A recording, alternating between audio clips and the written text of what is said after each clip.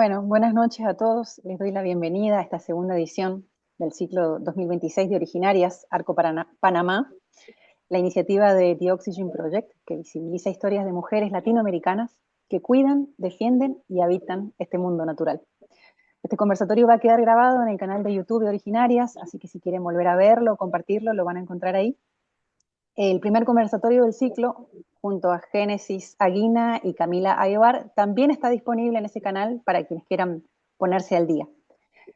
Si todavía no siguen a The Oxygen Project, pueden hacerlo en Instagram y en el resto de las redes sociales. Este es un buen momento para hacerlo. Y también pueden suscribirse al grupo de Correo de Originarias 2025 y ahí van a poder recibir toda la información de los próximos encuentros de manera directa. Esta noche nos acompañan dos mujeres que han hecho del territorio su forma de mirar, de escuchar y de actuar. Las invito a presentarse con sus propias palabras. Empezamos con Alanis. Hola, mi nombre es Alanis, soy de Bocas del Toro, Panamá.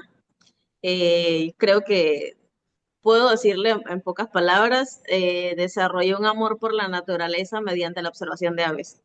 Y eso desencadenó también como crianza alrededor de la naturaleza y ya terminamos en un turismo un poquito más de observación de aves, un poco más de respeto, un poco más de conservación también.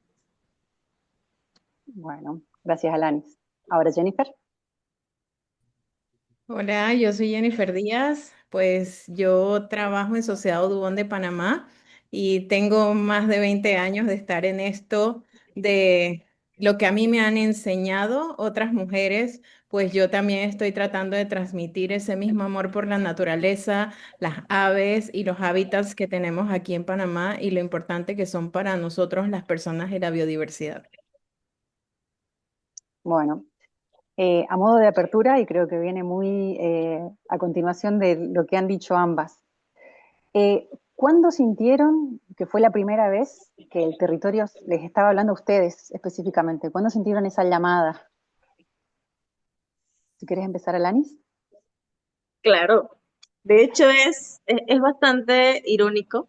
Eh, yo siempre estuve eh, aprendiendo de la naturaleza, tuve una infancia muy, muy rodeada de árboles, pero mi llamado más profundo fue por una especie reportada por primera vez para Panamá. Y eso me llevó a un selecto grupo de mujeres a las que se le llaman eufonias, que es una red de observadoras de aves de Panamá. Y eso desencadenó mi pasión por la observación de aves, desde una perspectiva muy, muy distinta y una mucho más desde la conservación de, ok, voy a guardar este bosque de la mejor forma que pueda para conservar los nidos y la alimentación de ciertas aves. Y luego fue, bueno, quiero compartirlo. Entonces fue más que todo de ahí, de eso tiene 7 años recién. Es reciente. Sí, ¿Y Jennifer? Bueno, en mi caso, la verdad es que fue una reconversión de vida. Yo realmente vengo de administrar negocios, empresas, y cuando entré en Audubon Panamá, em, y empecé a ver lo que se estaba haciendo con las comunidades, y en ese entonces no teníamos tantos proyectos como en este momento, pero cuando yo empecé a ver la necesidad de que las comunidades entendieran cómo nosotros mismos nos hemos estado impactando por muchas de las cosas que por descuido hemos estado haciendo, o incluso cómo no le prestábamos atención a esas cosas que teníamos alrededor, ahí es donde yo empecé a ganar pues ese amor por la naturaleza, y he tratado también de inculcárselo a mis hijas, de que hay que ser ciudadanos más conscientes porque la naturaleza nos brinda mucho. Mm, gracias. Alanis, Mena es el apellido de tu familia y sí. Finca Mena es el nombre de tu proyecto. Entonces, ¿qué significa para vos trabajar desde un lugar que lleva el nombre de quienes te precedieron? ¿Qué sentís que tenés que honrar por un lado y qué sentís que es tuyo propio y que has hecho nuevo? Ok, muy buena pregunta. Mm, Em, el nombre del proyecto es debido a el apellido de mi abuelo, de parte de mamá, porque yo soy la cuarta generación en, de alguna forma, aportar a ese pequeño granito de tierra en el que vivimos. Entonces, digamos, la primera generación es de hecho una migración desde Nicaragua, de comunidades indígenas de Nicaragua que vinieron a Panamá y se trasladaron y entonces ya teniendo familia acá, crearon a la siguiente generación, que de hecho mi abuelo es nica.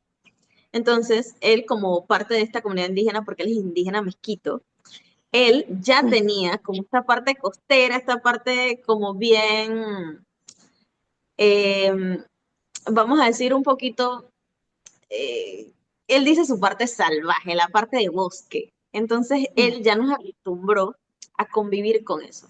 Y luego viene mi mamá crea junto con un grupo de mujeres en la comunidad, una forma de reciclar ciertos elementos y transformarlos a algo que se pueda vender con algo más de conciencia.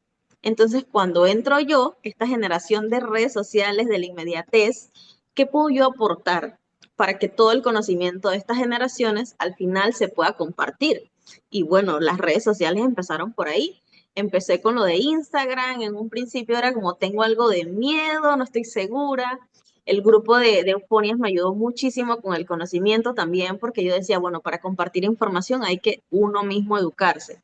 Entonces, eso, más mi infancia, mi amor por las cosas, gracias a las mentoras que tuve también en Sociedad Udubón, Jennifer es una de ellas, casualmente también, y agradecida con ese conocimiento desarrollé de alguna forma como se me da mucho lo de hablar con los niños, con la gente, eso de hablar es lo mío, entonces yo empecé a escalarlo a la comunidad, de la comunidad a las escuelas, de las escuelas a labores sociales, de las labores sociales a turismo, del turismo desencadenó a, bueno, participo en todo lo que pueda, en todo en lo que yo pueda meter mi granito de conservación, yo le doy. De hecho, hoy casualmente estábamos haciendo un tour con la autoridad de turismo que tenemos local de un proyecto en donde nosotros estamos tratando de tener un turismo un poco más ecológico.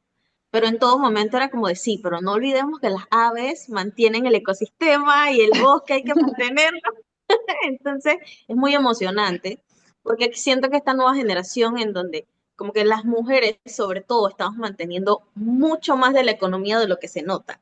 Entonces como que las mujeres estamos emprendiendo un poco más acá la industria de muchas cosas, entre esas el turismo, de hecho, y somos como la clave y la punta, la cúspide de las cosas en donde decimos, no, a mí me parece que puede ser así, hay madres de familia, maestras que están tratando de cambiar un poco la percepción de las cosas. Entonces ahí es donde entro yo con esta generación de, bueno, compartir información, redes sociales, me informo con lo que puedo por acá, aprendo de lo que puedo de otro lado y entonces todo esto lo sumo y trato de compartirlo como puedo a la comunidad y al que me quiera escuchar.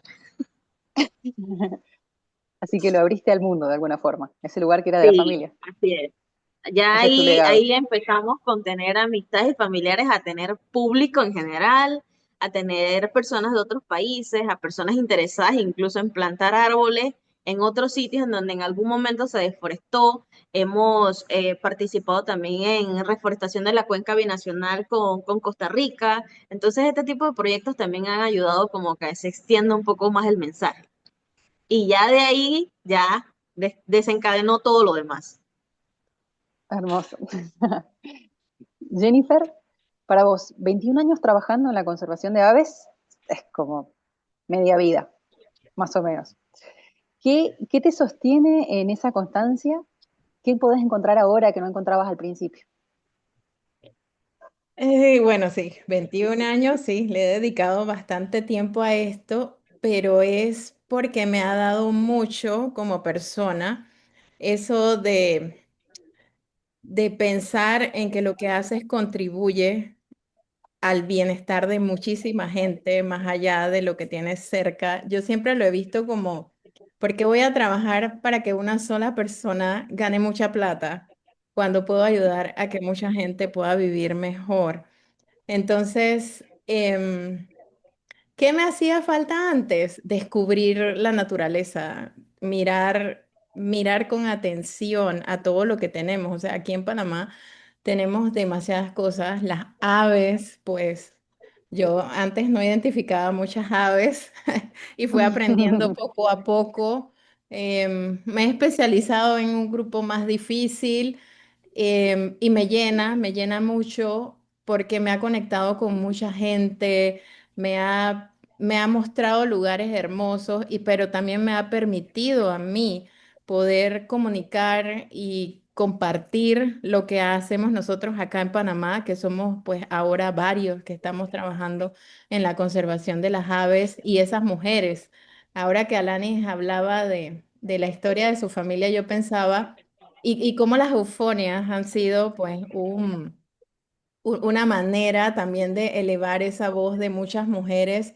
Esas cosas me hacen sentir muy feliz porque al final nosotras somos cuidadoras de por sí.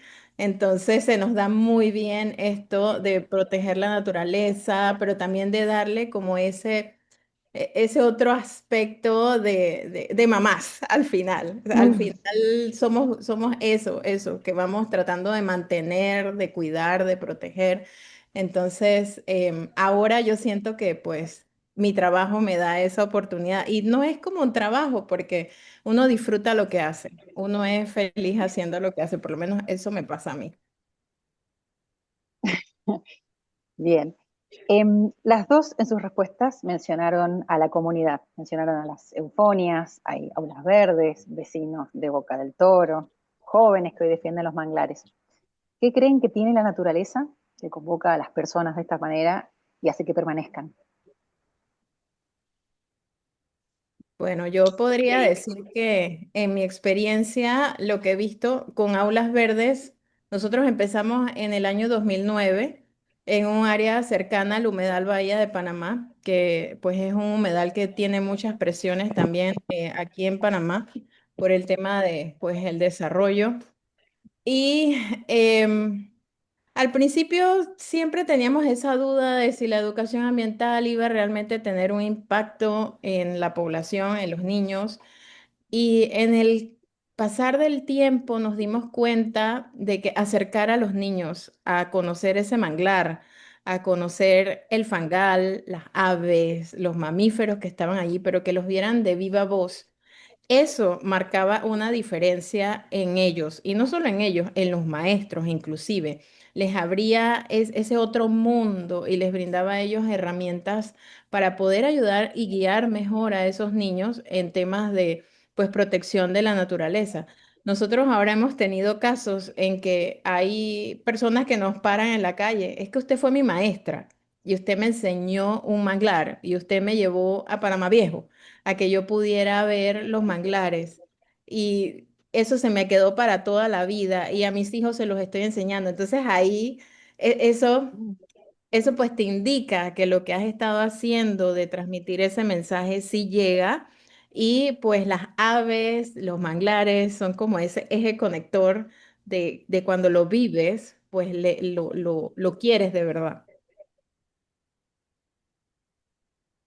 Alanis. Eh, en mi caso, tenemos un humedal, ya hace poco se transformó a Parque Nacional, de hecho es el último Parque Nacional al que fue pasado a parque, que es un humedal Ramsar, conocido internacionalmente. Tenemos de especie endémica el manatí, tenemos el cuidado de la tortuga baula, que lo tenemos muy cerca, entonces creo que aproveché esa parte de, por decirlo, mis vecinos, y de ahí empecé a transformar la información primero empecé con los más pequeñines.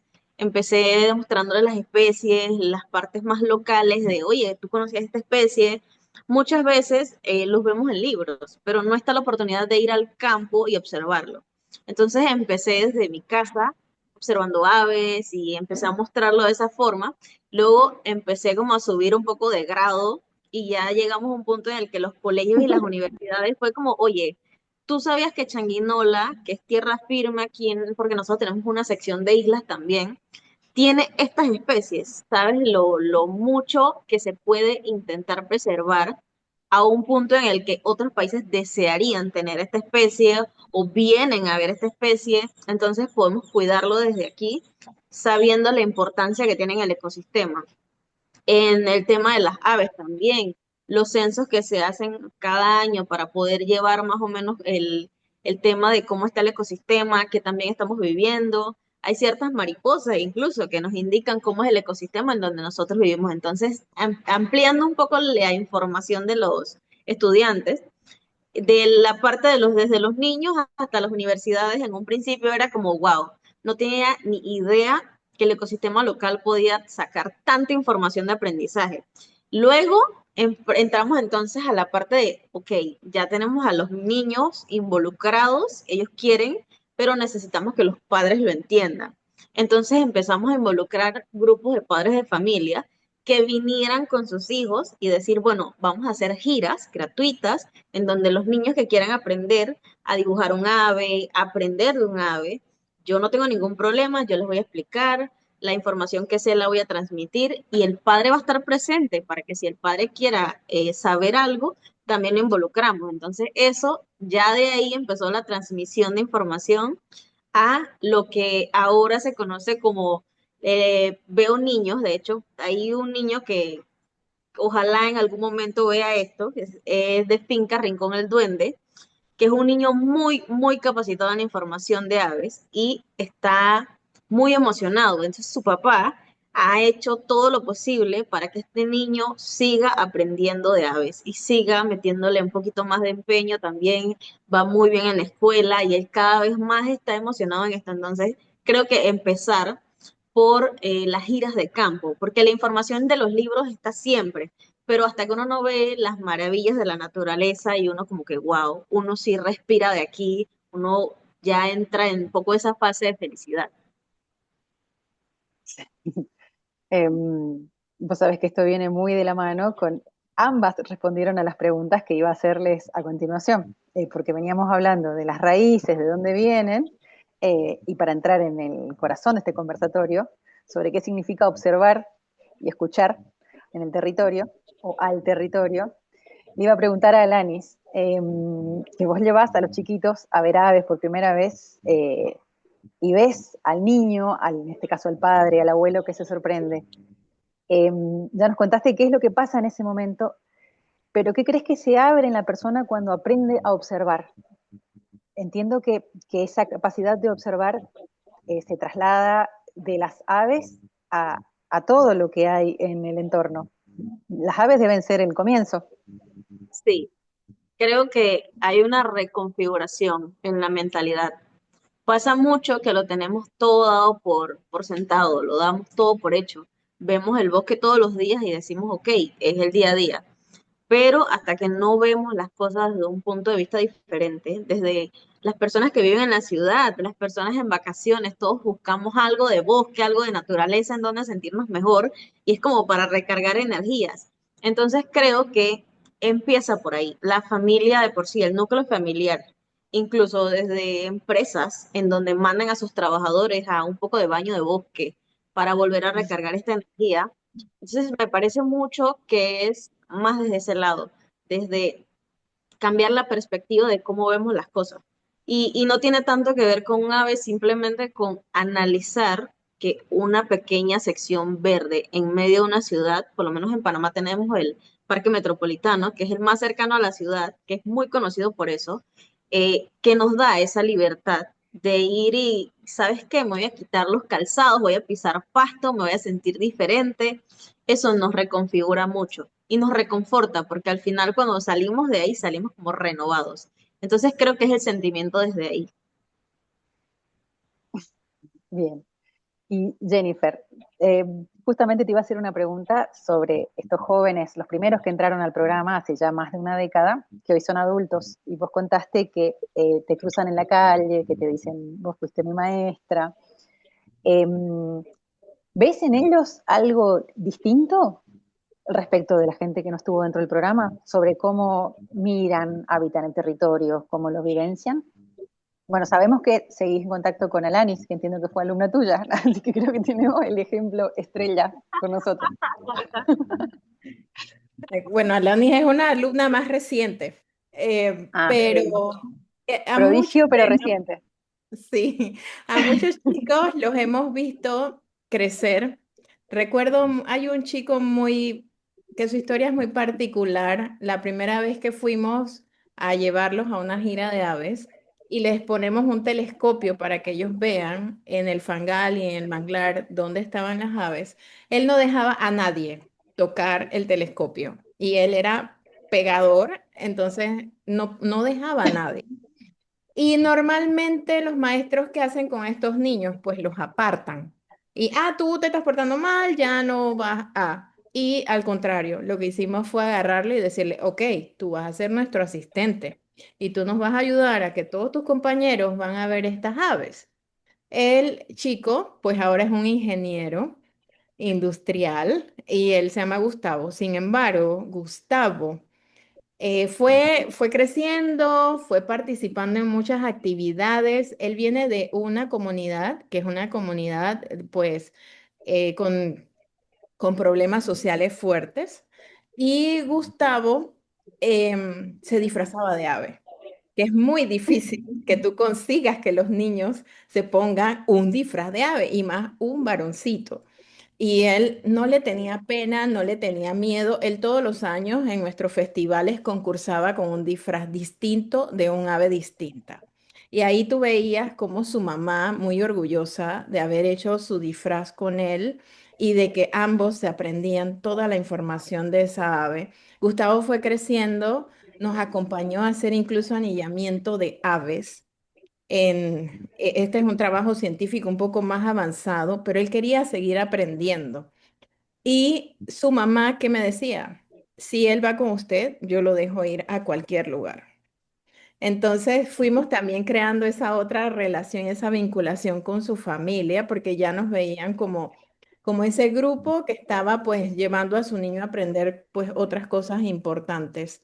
Y aunque él no es biólogo, él empezó a contribuir con los scouts de su comunidad y a enseñar entonces a los chicos parte de las cosas que él aprendía con nosotros. Entonces ahí tú ves ese tipo de historias que incluso se vuelven otro ente transmisor de todo lo que tú les has ido inculcando. Y eso es justo lo que en nuestro caso hemos buscado, que los niños de aulas verdes sirvan para llevar ese mensaje a sus comunidades y bueno, eso si ven, a mí me hace muy feliz ese tipo de historias y así como él, hay muchos otros que pues son médicos, ahora mismo sí tenemos una chica que está estudiando biología y por ahí nos ha estado acompañando en algunas de nuestras actividades. Entonces, lo que estamos viendo es que se está volviendo hacia diferentes carreras y profesiones con pues personas que ya son un poco más conscientes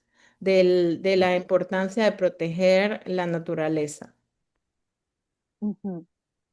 Entonces, la formación no ha terminado siendo siempre directamente ambiental, sino que vuelcan estos valores, sobre todo al área de ejercicio que elijan. Así es. Em, Bien. Bueno, a las asistentes les comento que en unos minutos vamos a abrir el espacio de preguntas, así que los invito a ir preparando sus consultas, comentarios, aportes para compartir con Alanis y Jennifer. Los que quieran escribir pueden escribir y si no, levantamos la manito y hablamos. Habilitamos cámaras y hablamos. Bueno, ahora para ambas la pregunta. El título de esta noche habla de observar y escuchar. ¿Qué diferencia hay entre mirar un ecosistema y realmente verlo de manera equivalente? ¿Qué diferencia hay entre oír un ecosistema y realmente escucharlo? ¿Y cómo se aprende eso? Entiendo que es una habilidad que se adquiere. Si quieres empezar, Alanis. Ok. Em, yo personalmente creo que va mucho con el sentimiento en sí sobre de qué forma nosotros recibimos el aporte o damos el aporte a. Personalmente, cruzaba una línea de manglares hacia, digamos, playas. En mi infancia viajábamos a la playa y pasábamos por esta fila de manglares. Y nunca lo había visto desde esa forma, esa perspectiva. Yo creía que era una ruta solamente. Y ahora que mi conocimiento está un poco más en la conservación, creo que lo baso bastante en vida personal y experiencia personal en wow. yo nunca había valorado tanto estar rodeada de manglares y el ecosistema y las especies que llegan a este ecosistema y cómo puedo conservarlo para tenerlo cerca de mi casa. Yo no quiero pagar por ir medio país a ver una tortuga que yo tengo aquí. Entonces creo que va un poco más de ese lado. Igual en el tema del sonido, nos pasa que mientras más alejado sea, digamos, un pueblo de una ciudad, mejor escuchamos a la naturaleza, la brisa, los árboles, el canto de las aves. Hay otras especies que hacen estos temas de los sonidos, entonces me gusta mucho más poderlo valorar desde lo que ahorita entiendo que es nuestro ecosistema y cómo lo mantenemos, a incluso disfrutarlo porque cerca de mi casa tengo árboles frutales y tengo mamíferos que llegan de forma nocturna a comer frutas y tengo zarigüeyas y tengo este quincayú que le conocen y las aves nocturnas, tengo búhos. Entonces antes seguramente hubiera pensado como chuzo, vienen a cepa a qué, a comerse las frutas que seguramente no voy a poder comerme mañana y ahora lo veo distinto. Ahora es un poco más de compartir todo este ecosistema. Al final yo estoy conviviendo con ellas, ellas conmigo, somos parte del mismo ecosistema. ¿Qué tan natural puedo yo vivir en compañía de estas especies? Entonces, creo que es más de la percepción desde el sentimiento, del conocimiento, de qué aprendí, cómo puedo yo transformarlo también porque es más divertido, es mucho más emocionante salir cada mañana y que el cardio, el ejercicio que uno quiere hacer en la mañana para empezar, sea observando aves. Y que bueno, vamos a hacer una rutina hoy, vamos a ver cuántas especies identifico, vamos a dejar el celular por allá y vamos a empezar a respirar con el pulmón que tenemos aquí, los bosques, no sé qué. Entonces creo que va mucho más allá también las experiencias de las personas mucho mayores que tienen también toda una vida ahí o que en algún punto, por lo menos mi abuelo, él creó un bosque secundario de la nada, era cacao antes, era finca ganadera y luego él dijo, no, hagamos un bosque aquí y ahora tenemos un bosque en la casa. Entonces creo que va un poco más de ese lado también, saber el valor que los ancianos nos dejaron a nosotros como una herencia, pero desde el conocimiento de quiero que quede esto para que mis nietos coman frutas o para que mis hijos aprovechen esto y ahí entonces también uno le da un valor propio a eso, sabiendo igual que no es de nosotros, es naturaleza, es vida al final, pero lo compartimos. Bien. Jennifer. Bueno, pensando en esta pregunta, yo siento que uno le agarra amor al ecosistema y al abrir el corazón, abres los ojos, porque yo recuerdo que cuando yo empecé a trabajar con manglares, con aves, al principio era, ok, los árboles maravillosos que toleran sal y todo, agua salada y todo lo demás. Pero si tú me preguntas ahora cómo yo lo veo como un lugar que te transporta.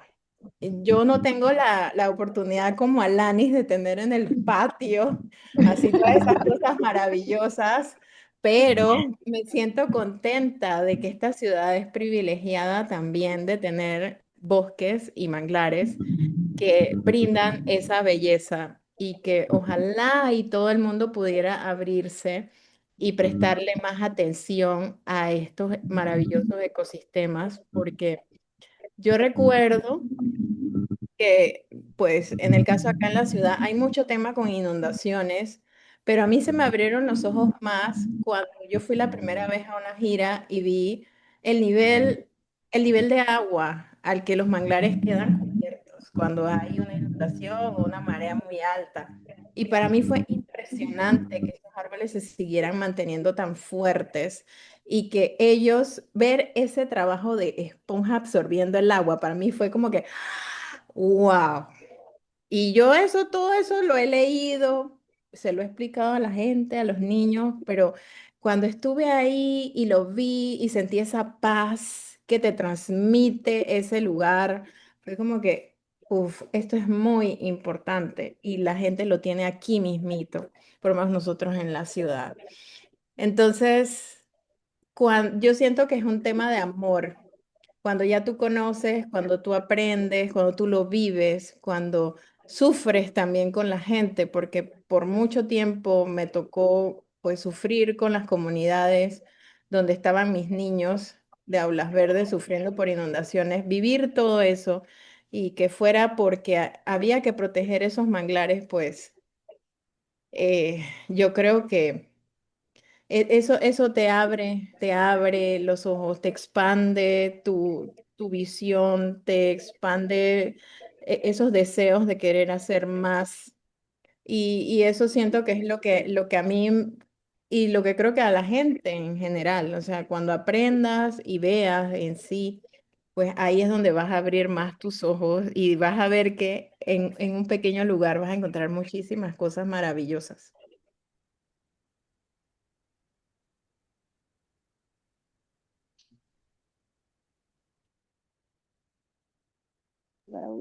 Puede ser que haya estado muteada.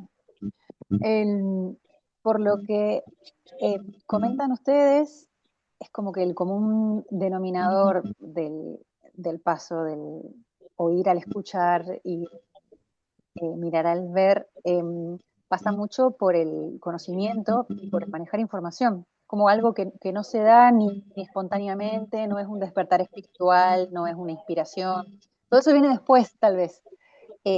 Pero hace falta un ejercicio intelectual de estudiar, de aprender, de prestar atención para que venga lo otro. ¿Puede ser? Sí, sí, creo que es desconectarse de lo cotidiano, desconocer algunas cosas que tal vez vienen enraizadas con nuestra crianza o con la cultura, tal vez también puede ser mucho, y volver a, como decía, reconfigurarse un poquito en valorar lo que tenemos. Es pequeño, mucho, poco, al final es prácticamente la barrera de defensa y la balanza que nos mantiene de alguna manera saludables y cuerdos. Estamos hablando de la parte de la salud mental y es muy gratificante. Vaya, yo agradezco mucho al país en el que yo nací, pero agradezco más la provincia en la que nací, que ya de por sí la naturaleza que tiene es hermosa, por lo mismo, porque es como, no sé si siempre lo valoré, pero ahora que lo entiendo un poco mejor, hasta siento que no lo valoré lo suficiente desde hace mucho tiempo atrás. Es como quiero volver a reiniciar y volver a empezar de cero. Entonces creo que mi granito de arena es tratar de que las personas cuanto antes, no hay edad para eso, pero cuanto antes también lo entiendan, también lo aprendan y ayuda mucho que todos estamos relacionados en esta provincia con naturaleza. Ayuda mucho también el tipo de negocio y de turismo incluso que se relaciona con nosotros, que tiene que ver mucho con ecosistemas naturales, entonces desde ahí viene la protección. No se puede hacer una cosa si no se mantiene y se tiene que mantener saludable para que se mantenga vivo. Entonces creo que desde ahí es más que todo como, bueno, quiero desconocer ciertas cosas, puede que muchas generaciones lo aprendieron de una forma, pero estamos aprendiendo a desconocer eso y empezar desde aquí en adelante a conocer cosas diferentes y cómo hacerlas bien también. Puede que nosotros creamos que lo estábamos haciendo bien hasta que entendimos que no. Y ahí entonces cambia el chip. Bien. Em, Escuchar el territorio implica también escuchar lo que duele. Jenny ya nos hizo una pequeña introducción, un breve comentario, y me gustaría que hablemos sobre eso. Jenny, trabajas en una organización consolidada como lo es Audubon Panamá, con trayectoria, con recursos. Desde ese lugar, ¿cómo se vincula el trabajo institucional con el activismo de base? ¿Qué le falta a uno y qué tiene el otro? Bueno, mira, em, yo siento que hay una relación muy estrecha entre el trabajo de las ONGs y los grupos de base. Ambos tenemos el interés de preservar, conservar. Em, Muchas veces lo que nos falta es trabajar más en alianzas, en conjunto. Las ONGs aquí en Panamá en particular somos muy pequeñas, somos muy pocas y para poder tener logros realmente lo que hay que hacer es trabajar todos en conjunto. es vital que nosotros podamos transmitir toda esa información que nosotros generamos y que tenemos a las comunidades para que ellos también puedan tener ese conocimiento y poder tener la capacidad de poder luchar y tener las herramientas para poder pelear por su territorio, por sus comunidades, por sus ecosistemas, porque al final es pues un trabajo de conjunto. No puede estar separado uno del otro y yo creo mucho en este trabajo de las alianzas. Nosotros hemos tenido bastante experiencia en trabajo con comunidades, haciendo fortalecimiento, que muchas veces piensan, ¿por qué vas a llevar un abogado, un arquitecto, a las comunidades? Pero es importante que las comunidades entiendan los planes de desarrollo, eso cómo se entiende, cómo se come, un estudio de impacto ambiental, cuál es mi rol, en qué momento puedo yo tener una voz. Entonces, para mí hay una necesidad muy grande de que trabajemos muchísimo más con los grupos de base, con, y no solo con los grupos ya formados, sino alentar a que se formen muchos otros más grupos para poder fortalecer este trabajo de protección a los ecosistemas aquí, por lo menos aquí en Panamá. Gracias, Jenny. Alanis, vos dijiste en la entrevista que te hizo Cami en Originarias que elegiste accionar desde el amor y no desde la frustración. ¿Cómo se hace eso en la práctica cuando ves un árbol de 100 años talado o cuando la institucionalidad aprueba proyectos que dañan ecosistemas que no van a volver? Uy, para mí es difícil. Yo trato de ponerme, no voy a decir que ponerme en ese lugar, porque creo que nadie que no haya pasado por eso va a saber, digamos, en palabras las cosas. Es como escribirlo en un libro. Hasta que uno no lo viva, no puede saberlo. Pero yo lo relaciono mucho a qué tanta historia estás dispuesto a cortar y talar de raíz. Qué tan, qué tanto, qué tanto de ti estás dispuesto a arrancar de raíz. Qué tan profundo quieres entrar en tu parte oscura, al final, por eso decía también, la parte de la cultura, a veces de desconocer ciertas cosas que antes se hacían y que salían bien y que no están bien al 100% de cómo ejecutar ciertas cosas. Entonces, duele bastante porque nosotros somos conocidos en Panamá por un árbol Panamá específico, la especie hermosa, preciosa, abundancia de peces, de mariposas, pero por otra parte tenemos escasez de alguna forma de esta especie justamente por la tala. Tenemos la cuenca binacional del río Zigzaola que divide Costa Rica con Panamá, con una franja muy amplia talada o por erosión e inundaciones, se han ido limpiando estas zonas en donde al final afecta a todo, no solo al que vive cerca por el tema de las inundaciones, sino que al final también termina dañando toda una economía. Los siembros de las familias para poder subsistir están en esas mismas zonas. Entonces, cada vez que se relaciona la tala de un solo árbol que desencadena al final, puede ser hasta un bosque, puede empezar con un árbol y terminar en devastar tantas cosas y al final la economía decae. Entonces, muchas veces no pensamos en que eso tiene repercusiones. Lo primero que yo pienso es, vaya, ¿a dónde llegamos nosotros en dañar a ese nivel hogar de aves, de mamíferos, de tantas cosas? Y como que yo siento que la puñalada es a mí, o sea, como que no puede ser. Entonces pasa mucho que ahora desarrollé con el tema de la observación de aves. Se cae un nido y lo primero que decimos, ay, pobrecito el pichón, no sé qué, y estamos tratando de ver cómo salvamos esto. O hay especies que las personas que somos, digamos, locales no tenemos conocimiento. Hay una especie de garzas que son rosadas y la gente no asimila que hay un ave que se puede ver rosada. Entonces, siempre es como, oye, sabes, este árbol le da comida a esta especie y ya esta especie es pretty, bonita, hermosa, podemos conservarla. Entonces, cada vez que yo veo como la deforestación, como no me cabe en la cabeza, o sea, no me cabe en la cabeza el por qué. O sea, intento a veces ponerme en ese punto y no sé si es que no es parte de mi conciencia o de alguna forma intento también evaluar de qué forma puedo yo conversar con una persona que tiene ese punto de vista de cómo puedo hacer cambiar desde algo que tal vez la experiencia de su vida le enseñe y duele mucho. Es muy, o sea, como choqueante, no sé, es un sentimiento bien extraño. Es así como pasa en la ciudad de Panamá con las inundaciones. Aquí yo he vivido inundaciones también. Yo vivo en zona en donde es muy probable inundarse con lluvias fuertes. Entonces, no es como que yo no libre con las consecuencias. Igual yo también las libro. He tenido inundaciones en donde mi casa, los materiales, toda la parte material, pues la hemos perdido. Y la unión como familia es de, ok, vamos a volvernos a levantar.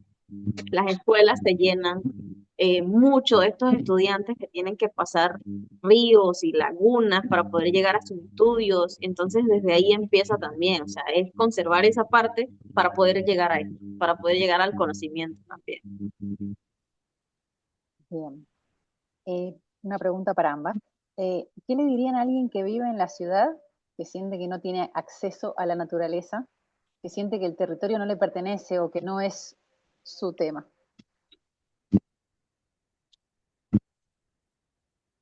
Jennifer, ¿quieres empezar? ¿Vos qué sabés? Ojalá y que no.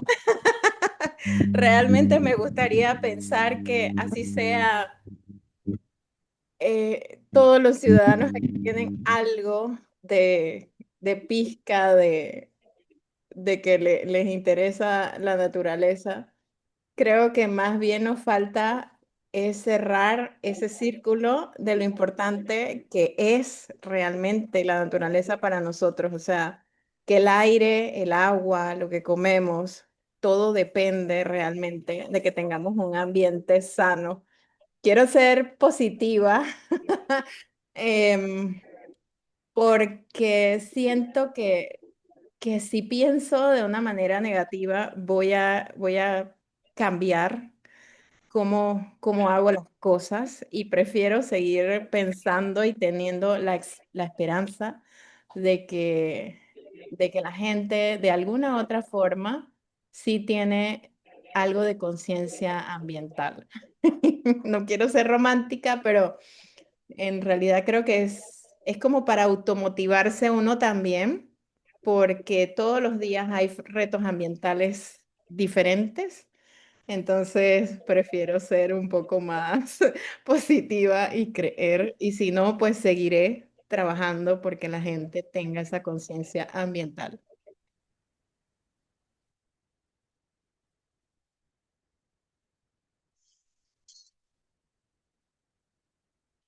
¿Puede Perdón. repetir la pregunta de nuevo? Sí se puede, sí se puede. Em, la pregunta era, ¿qué le dirían a alguien que vive en la ciudad y que siente que no tiene acceso a la naturaleza, siente que el territorio no le pertenece o que no es su tema? Yo viví en la ciudad. eh, Parte de hecho, de mi juventud hasta la adultez fue en la ciudad, trabajé en la ciudad. Creo que es un poco la parte de la aglomeración de cosas también que compartía con mis compañeros de trabajo, de colegio, y yo decía, oye, pero yo vivo en Bocas del Toro, allá hay playas, allá hay ríos, allá, pero no consideraba que eran míos. Yo decía, bueno, pero eso es de mi abuelo, o eso es de ellos. Em, y yo creo que yo también tenía un pequeño porcentaje de ese pensamiento, no como el irrespeto a la naturaleza, sino como siento que no me pertenece porque yo no estoy ahí, porque yo estoy acá en la ciudad. No me acoplaba a esa idea. Entonces lo vi un poco más simple cuando mis vacaciones de final de año terminaban en Bocas del Toro, de hecho. Entonces era irónico de alguna manera porque nosotros cuando trabajamos en la ciudad y nos introducimos a áreas verdes, es como, wow, quisiera venir todo el tiempo. En el caso de Jennifer, que a mí me gusta mucho la perspectiva de las personas que trabajan en la conservación medioambiental, porque no solamente hacen lo que aman, sino que pueden vivir con eso, accionando cada día algo que termine en una buena acción para las personas, el ecosistema, el medio ambiente en general, que yo creo que yo me involucré mucho más en eso. Yo solté todo, yo dejé mi trabajo en la ciudad, yo no trabajo ni de eso ya, yo ni siquiera estoy ejerciendo lo que estudié. Entonces fue un poco más, ok, si ella puede, yo también, a mí me gusta hacer así, ese es el tipo de camino al que yo quiero ir. Entonces creo que desde ahí cambié un poco la percepción también. Pasa las barriadas que se construyen hoy en día en los diferentes países, lo he visto de hecho, que queremos árboles frutales, queremos frutas de temporada. En los trópicos hay mucha fruta de temporada que en lugares en donde están las estaciones, de hecho Argentina me imagino que pasa mucho que las frutas del trópico son difíciles de conseguir. Las personas que vienen en un turismo de Asia, por ejemplo, dicen, wow, un mango en el patio de una casa, eso es, acá cuesta no sé cuánto. Y también desde ahí de no valoramos, no sabemos qué es nuestro. Queremos un árbol con sombra, frutas de temporada, pero no lo valoramos desde ahí. Entonces, como que, ok, ya el sentido de pertenencia es desde ahí, incluso estando en la ciudad. Y lo bueno de, por lo menos en el caso de nuestro país, el tema de Panamá, es que tenemos bosque súper cerca. Tenemos cerros, tenemos senderos y tenemos personas como Jennifer que también están como muy interesadas en, ok, yo te lo voy a mostrar, no hay ningún problema, yo te voy a enseñar, desde pequeños vamos para allá. Entonces eso me gusta, como que de ahí empezó mi amor por las cosas también que hago hoy en día. Lo haría gratis, lo hago gratis de hecho, pero vivir de eso también es una pasión, el poder apreciarlo desde, ok, yo trabajo de esto todos los días y no sé si es domingo o lunes, porque a veces digo, bueno, los lunes es un martirio empezar la semana. Yo no sé ni qué día de la semana estamos. Yo sigo haciendo lo que amo y me encanta. Bien, hermoso, me alegra mucho. Bueno, abrimos el espacio para las preguntas. Pueden escribir preguntas en el chat o levantar la mano.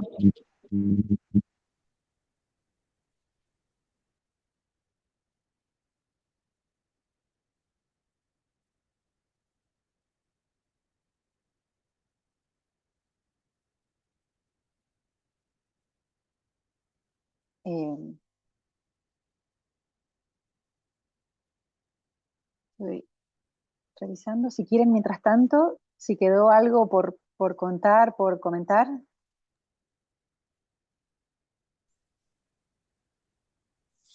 Parece que no. Les cuento yo les adelanto que durante un tiempo viví en Misiones, en el norte de la Argentina, selva alto paranaense, y allá el arbolado urbano está conformado por frutales, por paltas, tal vez le digan aguacates, bueno, hay mucha mora, y a mí me da risa porque para la gente levantar los mangos de la calle es de pobres, van y lo compran en las verdulerías. Entonces, yo era la reina de los mangos, me los comía todos. Eh, pero justo estando en la Argentina, hay sectores donde teníamos el acceso a las estas que vos comentabas, Alan. No veo ninguna Acá mano. sería feliz entonces, porque hay fruta por todos lados. Sí. No, y ahí es muy común, por lo menos ahorita, estamos en temporada de palta. Así que es muy común que la palta se pierda en el suelo, porque es mucho de algo. Estamos tan acostumbrados a esa parte cotidiana de, bueno, el árbol de palta y ya. Pepitos en las casas, se regala palta. Sí. Acá tenemos una pregunta de Carmen. Eh, bueno, las felicita por el trabajo y pregunta, ¿cómo logran la participación de la comunidad? ¿Cómo logran hacerla efectiva? Bueno, yo creo que uno debe, así como hablábamos anteriormente, saber escuchar también. No podemos tratar de llegar a trabajar a una comunidad tratando de nosotros decirles a ellos cómo resolver sus problemas, sino que tenemos también que escucharlos, entenderlos y construir en conjunto. Yo lo que he visto es que cuando tú vas con ellos de la mano, es donde ellos más se empoderan y se sienten tal vez acompañados por un mayor conocimiento o mayores conexiones o lo que uno les pueda ofrecer a ellos. Y eso en nuestro caso como organización ha ayudado mucho. Eso crea también ese vínculo, porque no, a pesar de que nosotros no nos vamos a quedar toda la vida trabajando con una sola comunidad, porque los fondos no dan para tanto, em, sí, si tú creas esas bases fuertes con las comunidades, tú vas a tener esa red de apoyo para siempre.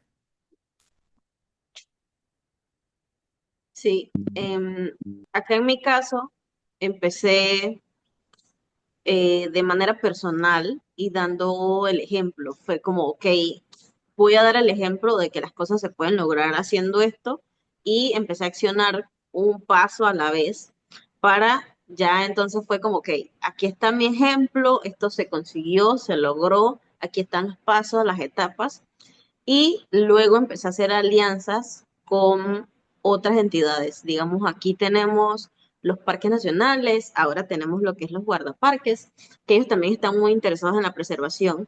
Entonces, lo que nos ha unido es, todos estamos en esta parte local, creamos esta alianza con estos guardaparques del parque que está más cercano y creamos giras para que la comunidad también ayude a limpieza de playas, a mantener ciertos ecosistemas, por lo menos en el caso de, en mi casa yo regalo plantones de especies locales para la reforestación. Entonces de ahí creo que ya la persona involucrada al accionar ya es como quiero saber cómo desenlaza ese plantón, cómo reforestan con esto que hicimos, quiero saber cómo van a ser las playas limpias o yo limpié las playas, ahora quiero saber cómo llegan las tortugas, el desove, el cuidado, hasta incluso la liberación. Tenemos, eso es un, ahorita está en, vamos a decir que en tendencia, la juventud quería saber cómo salen las tortugas al mar, el cuidado que hay que tener. Entonces nos ayuda mucho desde la acción, desde, ok, primero doy el ejemplo yo, porque yo me encanta decirlo y lo considero así, yo estoy empezando en esto, o sea, yo estoy relativamente joven, por así decirlo, en esta industria, en esto de las aves también es relativamente pronto que empecé. Entonces empecé con el ejemplo eh, de que yo también pude cambiar ese chip, de que yo también pude hacer, de que yo también estoy, yo voluntareo más de lo que trabajo, irónicamente, y me da risa porque me encanta. Y ya de ahí, la gente viendo que hacemos las cosas, que las acciones dicen, que el ejemplo de la acción dice más, como, ok, yo quisiera que tú me enseñes esto, yo quisiera que me ayudes en esto, yo quisiera que me colabores. Entonces, más ONG se empezaron a sumar, las diferentes organización de bases comunitarias también, porque gracias a Dios tenemos buenas alianzas con comunidades indígenas. Las comunidades indígenas conservan mucho bosque también y son una de las principales, los principales resguardos que tenemos a entradas y accesos a parques nacionales. Entonces es como la perspectiva desde las personas que tienen muchas más generaciones cuidando ese entorno y de ahí entonces transmitirlo a las nuevas generaciones. Es como, ok, ya aprendí cómo es, ya ellos también me enseñaron cómo, voy a dar el ejemplo, voy a practicarlo, probarlo, enseñarlo y de ahí vienen las alianzas llegando solas y ya la comunidad desde que se involucran la primera vez ya quedaron dentro, ya son parte de esta mafia hermosa. Así que ahí me gustó la mafia. Pensé en el efecto contagio. Bueno, va. Nos hace una pregunta desde Venezuela. Saluda y pregunta. Quisiera saber cómo logran mantener o recuperar el ánimo cuando ven lo que pasa en el resto del mundo en cuanto a las decisiones políticas que son desfavorables a la naturaleza.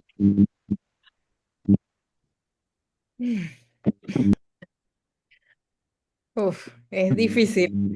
Eh, en mi caso, mis hijas me inyectan energía.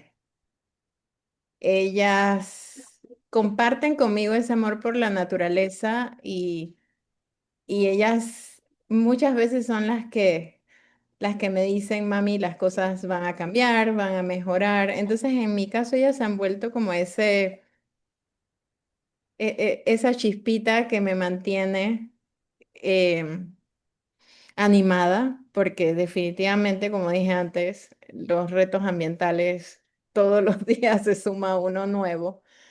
Y muchas veces nosotros pues pagamos por decisiones que van mucho más arriba de lo que nosotros podemos hacer algo. Entonces, en mi caso, esas son mis sostén.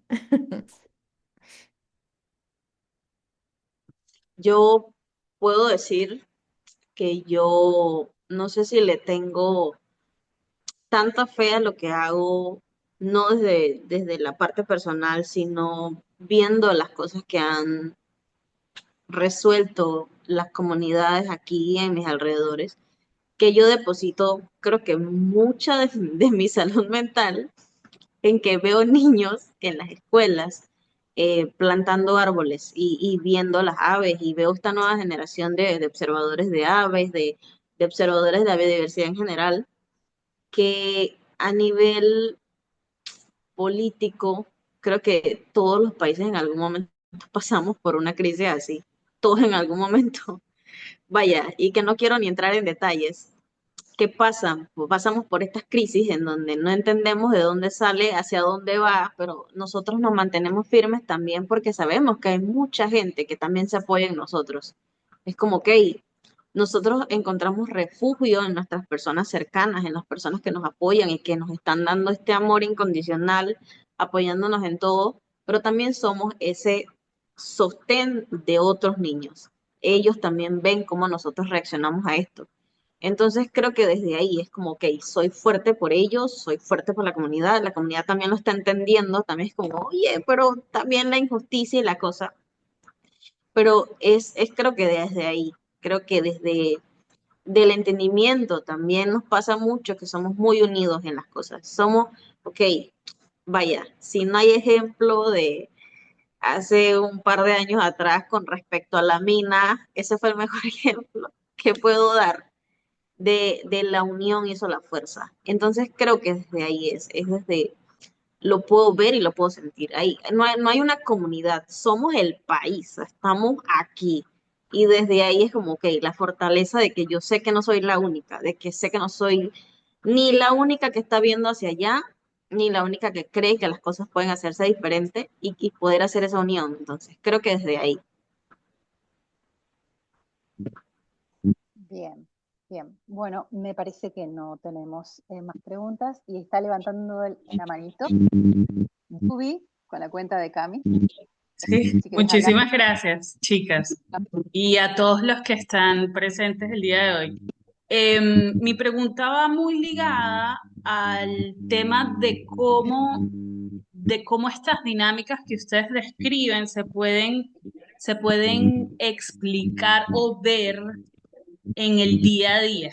Es decir, ustedes cómo calendarizan, entendiendo que tenemos tantas cosas que hacer, que hay tantas personas involucradas, cómo le dan prioridad a cada necesidad y cómo la llevan un poco en el tiempo. Esto un poco porque la gente a la hora de querer ser parte de estas iniciativas lo ve como, bueno, cómo se sostiene esto en el tiempo, cómo participo, cómo formo parte, ¿no? Y ustedes están dando ejemplos increíbles, maravillosos, pero si nos pueden compartir un poco ese diario y ese semanal que no vemos.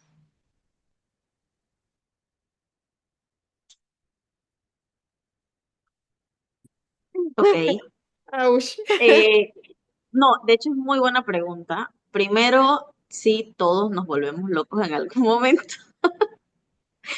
Llega un punto en el que sí, uno también no sabe qué hacer.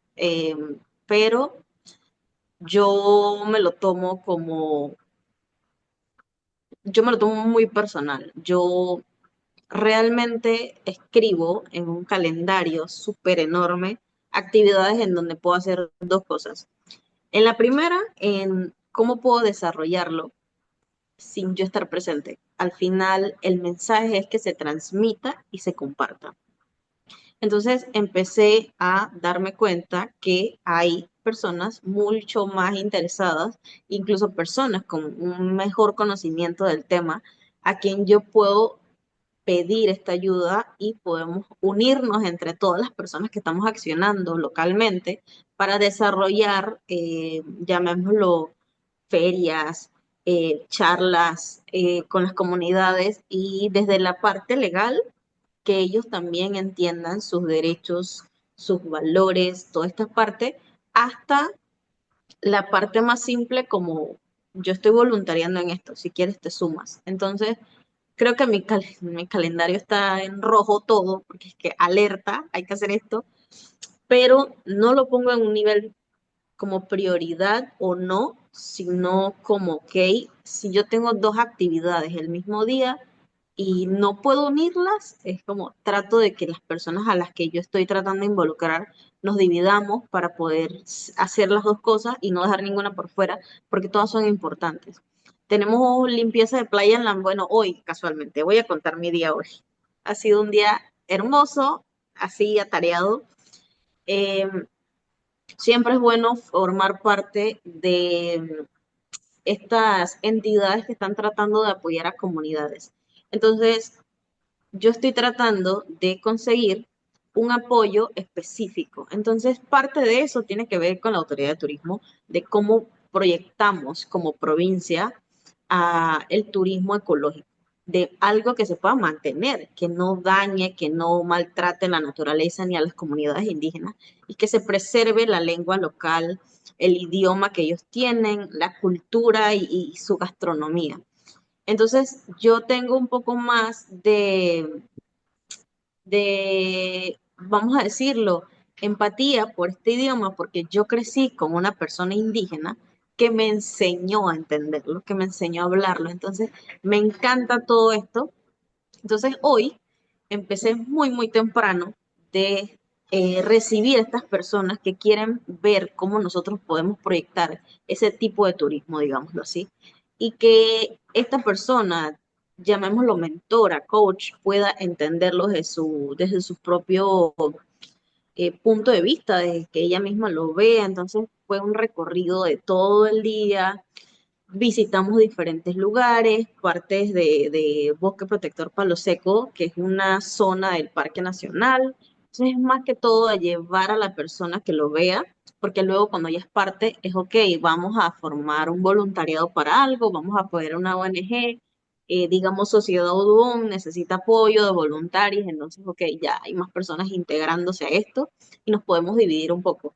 Entonces es más que todo en que mientras más personas se sumen a las actividades, es más fácil, de hecho, por lo menos para mí, poder ir manipulando un poco el tiempo. Si puedo doblar el tiempo y viajar en el tiempo, lo hago, si no, de forma digital, hacer las cosas, pero siempre intento que funcione según cómo más o menos, yo trabajo en turismo, yo tengo el tema de mis abuelos, el bosque, el sitio de observación de aves, el voluntariado es gran parte de eso también.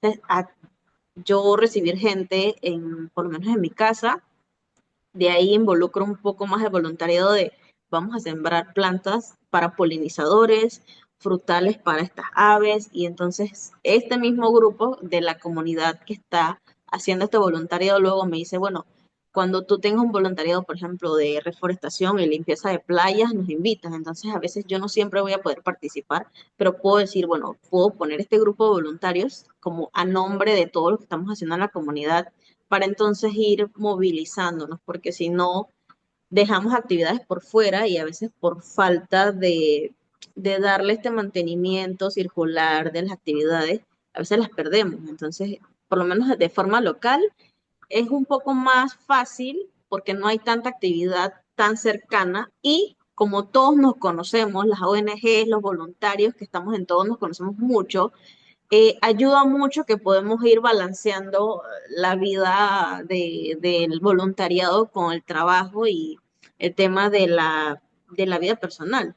Yo personalmente no tengo hijos, creo que eso ayuda mucho. Jennifer va a decir lo contrario ahorita, pero a mí en ese aspecto me ayuda muchísimo. Me ayuda mucho también las universidades, han ayudado a que los voluntariados sean mucho más fáciles a ir coordinando las cosas en fechas.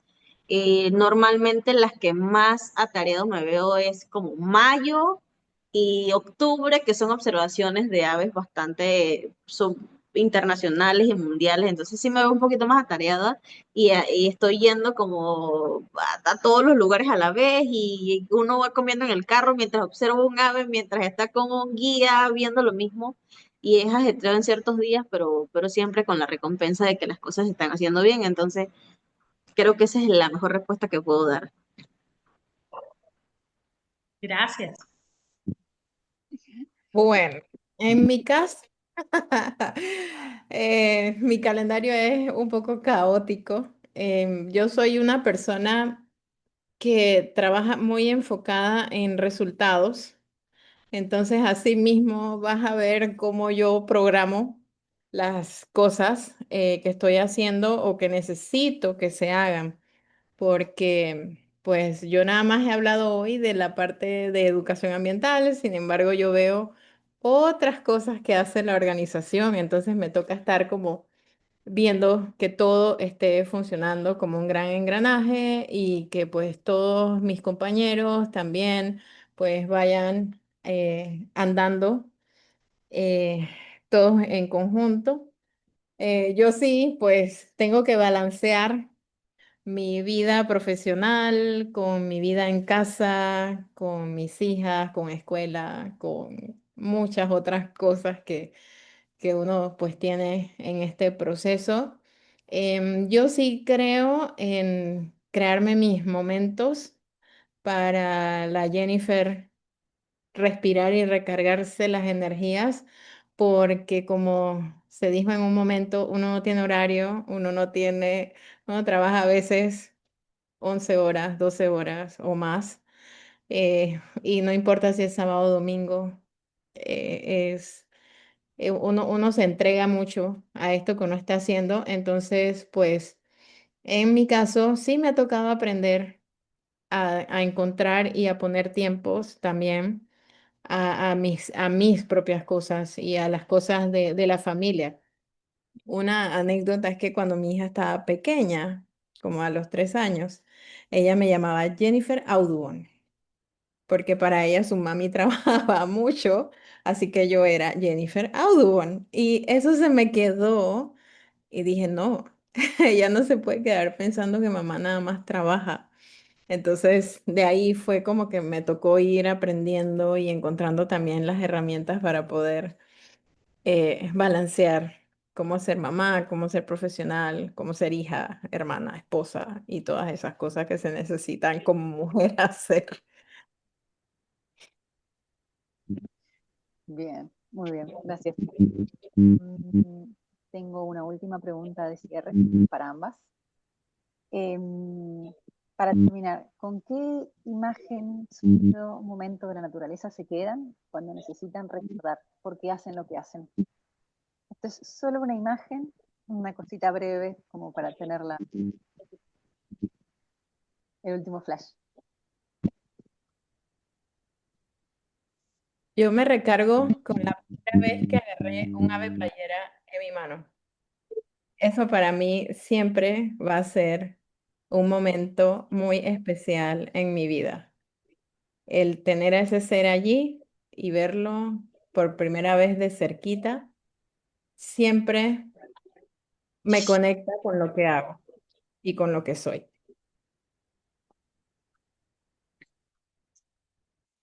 Yo me acuerdo del primer reporte de especie para Panamá que me trajo aquí.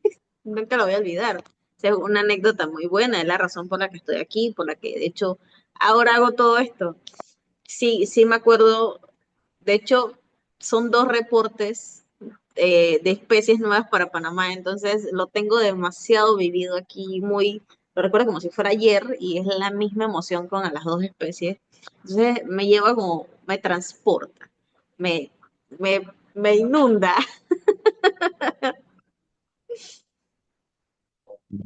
Bien, gracias, chicos.